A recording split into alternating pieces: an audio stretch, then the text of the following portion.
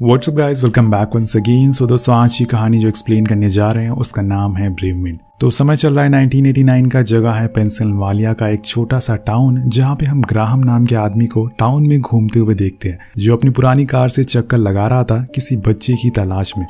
लेकिन वो उसके साथ क्या करने वाला है ये हमें भी पता नहीं होता है। अब कुछ ही देर में उसे मार्टिन नाम का बच्चा मिल जाए। मार्टिन को दोस्तों एक बीमारी है जिसमें इंसान को किसी भी तरीके का दर्द महसूस नहीं होता। वहीं घर के अंदर हम उसकी माँ को देखते हैं जो एक नई केयर टेकर से बात कर रही होती है कि उसे कैसे संभालना है। इसके बाद जब वो बाहर आकर उसे चेक करती है तो वहां पर मार्टिन उसे नहीं दिखता। अब ये देखकर वो पूरी तरह से पागल हो जाती है, क्योंकि मार्टिन के अलावा उसका इस दुनिया में कोई भी नहीं था। वहीं हम ग्राहम को देखते हैं जो मार्टिन को एक अबैंडन घर में लेकर जाता है, जहाँ हम एक यंग लड़की को काफी बुरी हालत में देखते हैं, जिसे ग्राहम ने पहले ही बंदी बनाया हुआ था। अब वो उस लड़की को मार्टिन के सामने ही चाकू से बड़ी बेरहमी से मार डालता है, जिसे देखकर वो छोटा बच्चा इतना डर जाता है कि उस जगह से बाहर भाग जाता है। अब ग्राहम उसे वापस खींच कर अंदर लाता है। तो दोस्तों, ये कहानी का इंट्रो होता है। अब सीन शिफ्ट होता है 5 साल बाद, जहां हम एलिसन नाम की लड़की को देखते हैं जिसकी मॉम डैड की कुछ दिन पहले ही एक्सीडेंट में मौत हो गई है, जिस वजह से वो अपने अंकल जॉनथन के पास रहने के लिए आई है। उसके अंकल अपनी वाइफ एलेक्स और अपनी बेटी विंडी के साथ यहाँ बहुत समय से रह रहे। वो लोग एलिसन का काफी अच्छे से वेलकम करते हैं ताकि उसे अपने मॉम डैड की कमी ना खले। वहीं दूसरी तरफ हम एक टीनेजर गर्ल को कैफे में काम करते हुए देखते हैं। अब उसकी शिफ्ट खत्म होने के बाद वो घर के लिए निकल रही होती है, लेकिन तभी ग्राहम अपनी कार उसके पीछे लगा देता है। अब उस लड़की के बार बार कहने पर भी वो कार को नहीं हटाता, इसकी वजह से उसे उतर कर उसके पास जाना ही पड़ता है। पर यहाँ वो गलती कर देती है, क्योंकि जब तक वो कार में थी वो सेफ थी। वो जैसे ही कार से उतरती है, ग्राहम उसे भी उठा लेता है और जाकर उसी घर में हुक से टांग देता है, जैसे कि वो कोई जानवर हो। अब यहाँ पहली बार उस घर के बाहर लगे बोर्ड को देखते हैं, जो असल में एक फार्म था जो पहले ग्राहम के डैड चलाया करते थे, पर अब यहाँ वो कुछ उल्टा ही काम करता फिर रहा है। नेक्स्ट डे मॉर्निंग में हम नोटिस करते हैं कि उसके पास और भी लड़कियां हैं जिसे ग्राहम ने मारा है, पर ऐसा वो क्यों कर रहा है ये आपको थोड़ी देर में पता चल जाएगा। सीन कट होता है एलिसन पर, जो मॉर्निंग वॉक कर रही थी और कुछ ही देर बाद वो अबैंडन फार्म के बाहर से होकर गुजरती है, तो उसे उसकी विंडो पर मार्टिन खड़ा हुआ मिलता है। उसे देखकर रुक जाती है कि आखिर ये बच्चा इस कबाड़ में क्या कर रहा है, लेकिन बाद में उसे इग्नोर करके आगे बढ़ जाती है।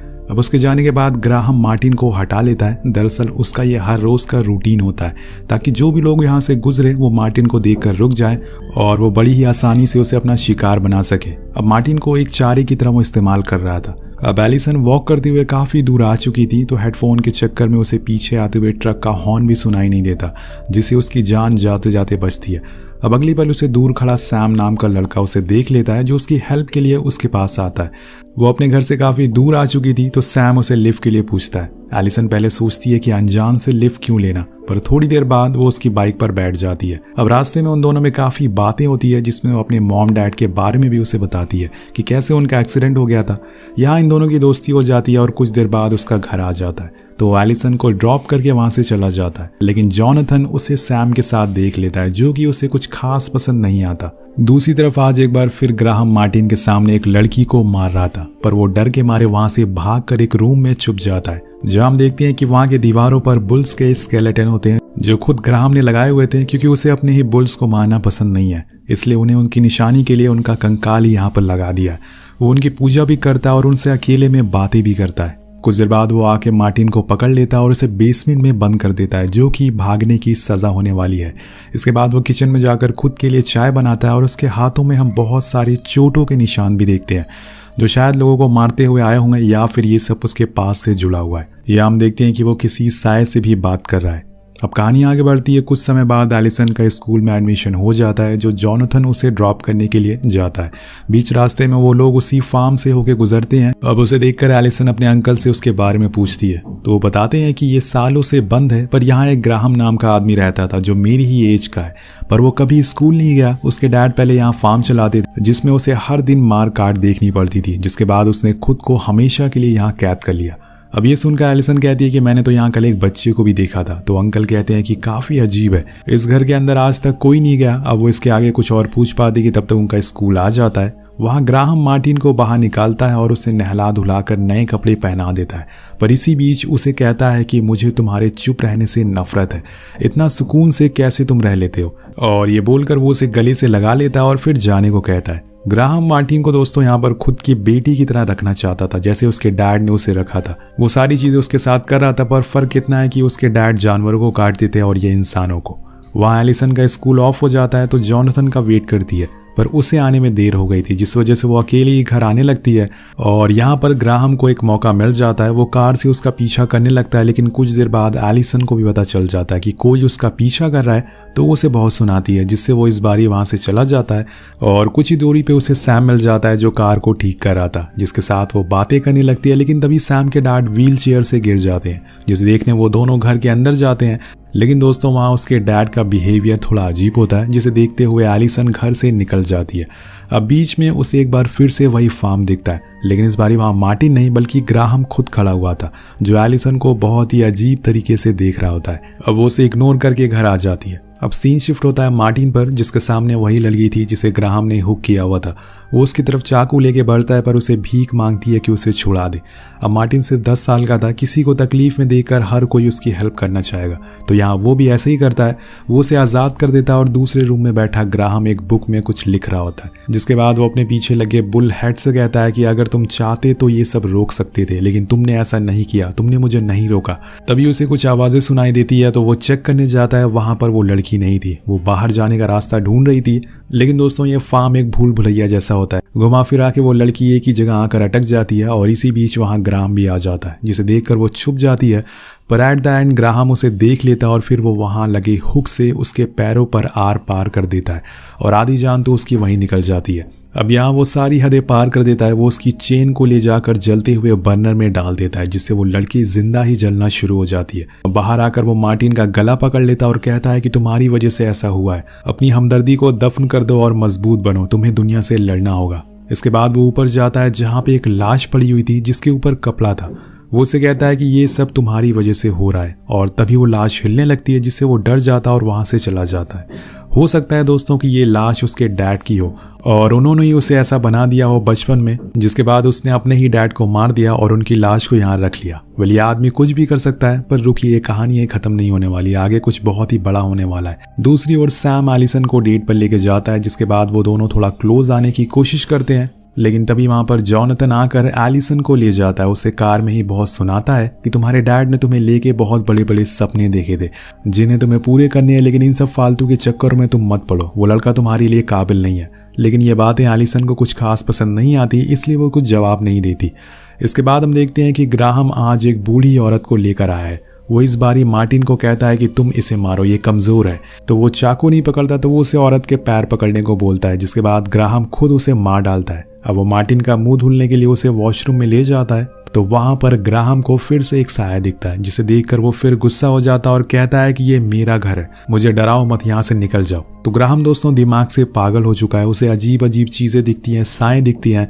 वो अपने अंदर के गुस्से को शांत करने के लिए ऐसे काम कर रहा है। कहानी आगे बढ़ती है और अगले दिन स्कूल जाने से पहले एलिसन की आंट उसे कल जॉनथन के बिहेवियर के लिए सॉरी कहती है। वो बताती है कि सैम की मॉम ने खुदकुशी कर ली थी, जिसके बाद वो ही उसे डैड का ख्याल रखता है।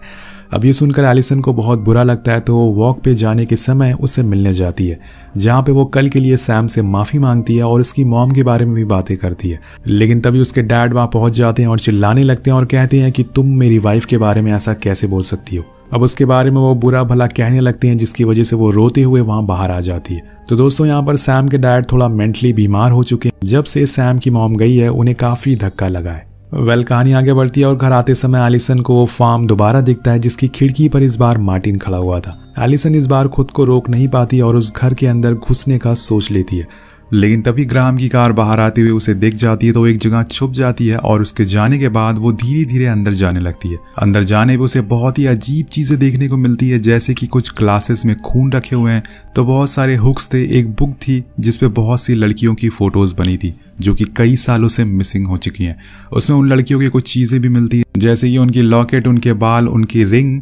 लेकिन उसे उसमें मार्टिन की भी फोटो मिल जाती है, जिसमें उसका नाम उसे पता चलता है। अब एलिसन थोड़ा और अंदर जाती है तो उसे मार्टिन एक जाली के पीछे दिखता है।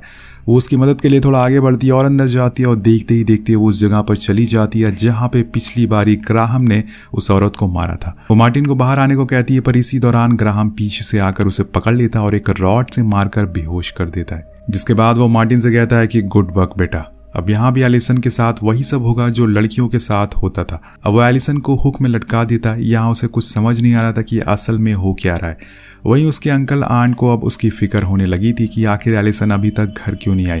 पर जोनाथन कहता है कि शायद वो सैम के घर हो, इसलिए वो लोग उसे ढूंढने के लिए नहीं जाते। लेकिन जब वो पूरी रात हो जाती है और अगले दिन भी वो नहीं आती तो जोनाथन खुद ढूंढने के लिए निकल जाता है। लेकिन तभी उसके गेट के सामने सैम आकर खड़ा था। वो उनसे एलिसन के बारे में पूछता है, पर वो दोनों कहते हैं कि हमें लगा कि वो तुम्हारे साथ है।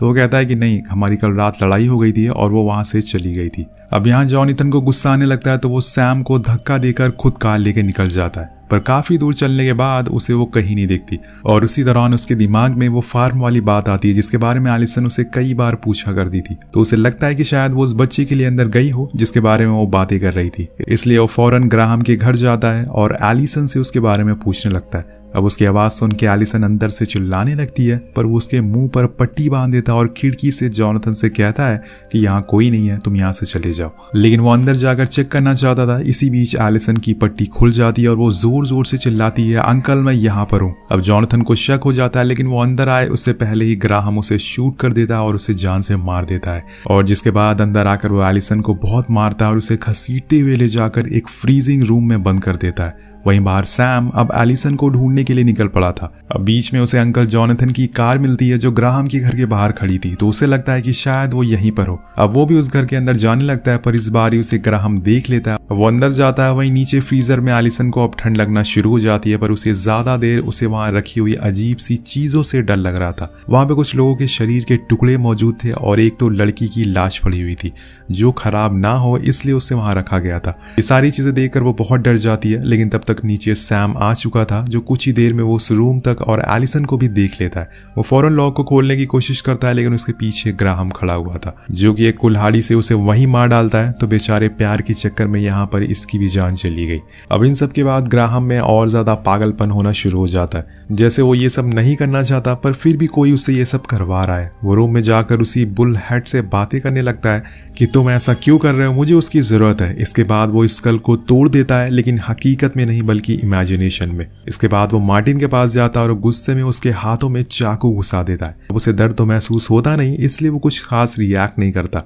पर यहाँ ग्राहम को मार्टिन की काबिलियत से डर लगने लगा था। उसे लगने लगा था कि मार्टिन उसे बेहतर है, इसलिए वो खुद पर कंट्रोल कर पा रहा है। वो उसे बोलता है कि कहीं जाना मत, मैं बस अभी आता हूँ। वो जोनाथन की बॉडी लेकर अब उसके घर जा रहा है और वहीं एलिसन अब होश में आ चुकी है।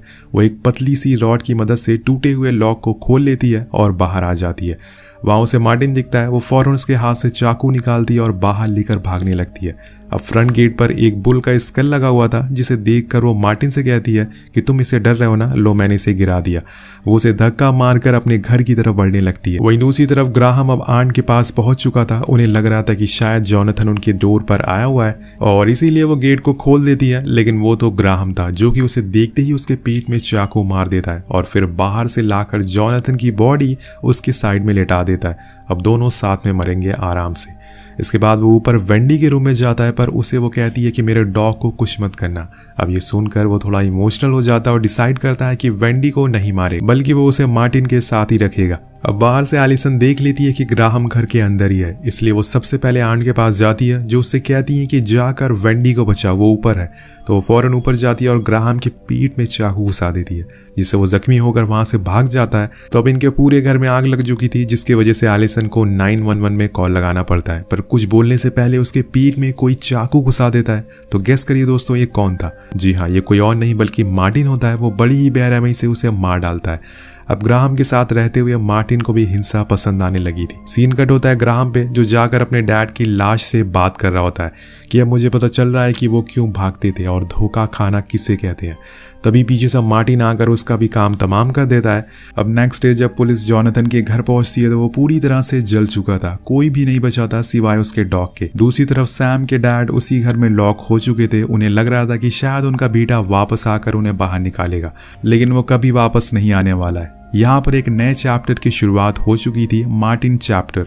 उसने वो टूटे हुए स्कल को घर के अंदर लाकर सजा दिया था और एक बार फिर से विंडो से बाहर देखना शुरू कर देता है।